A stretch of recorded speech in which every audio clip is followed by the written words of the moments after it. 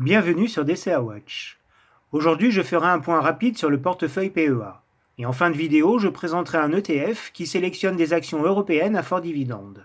Je rappelle bien sûr que ceci n'est pas un conseil en investissement, mais juste un partage d'expérience.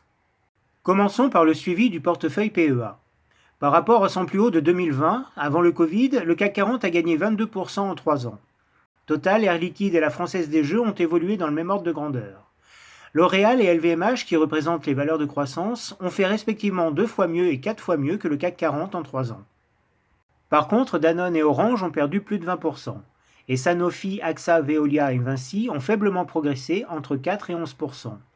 Ce comparatif permet de tester à la fois la résilience des titres dans la tempête, avec le Covid et la remontée des taux d'intérêt, mais aussi leur capacité à rebondir. Et j'ai souligné les titres qui me semblent indispensables pour constituer un portefeuille restreint destiné aux petits budgets. Si on croise maintenant la performance et le rendement, Total, Air Liquide et la Française des Jeux se démarquent nettement en offrant une belle croissance du titre doublée d'un bon rendement, notamment par rapport à un ETF CAC 40 qui offre un dividende de 2,5%. Pendant ce temps, AXA, Vinci, Sanofi et Veolia se sont comportés comme des obligations en offrant un bon rendement tout en résistant aux fluctuations du marché mais sans croissance du titre, même si dernièrement AXA s'est bien redressé.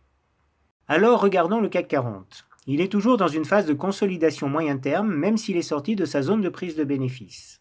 Le cours reste au-dessus de ses EMA 13 et 34 et il évolue entre ses plus hauts de 2022 et 2023. Mais je pense que le CAC 40 devrait consolider plus ou moins fortement dans les prochains mois. J'ai d'ailleurs fait une vidéo détaillée sur ce point. 4 actions du portefeuille sont dans la même configuration que le CAC 40. Mais la tendance se dégrade pour Sanofi, Orange et LVMH. Par contre, Veolia est le seul titre à afficher une tendance positive à moyen terme.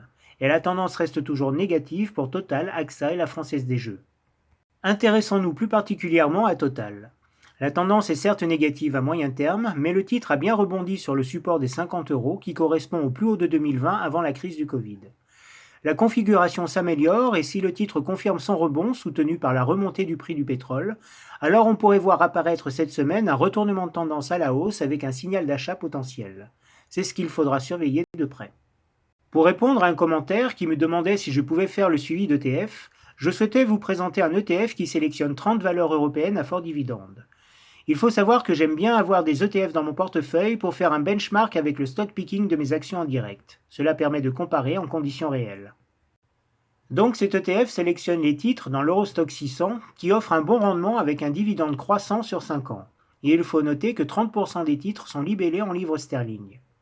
Par contre, cet ETF a perdu 16% depuis le plus haut de 2020 avant le Covid. Il a clairement sous-performé et cela s'explique notamment par la chute de la monnaie anglaise avec le Brexit et les conséquences de la guerre en Ukraine, notamment pour l'économie allemande très dépendante du gaz russe.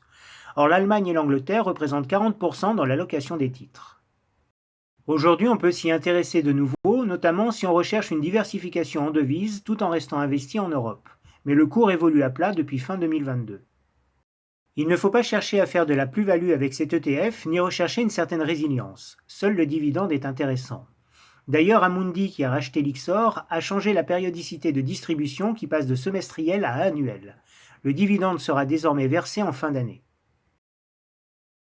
Voilà ce que je pouvais dire sur cet ETF, qui est quand même éligible au PEA. J'ai mis les liens en description si cela vous intéresse. Et sur ce, bon investissement à tous.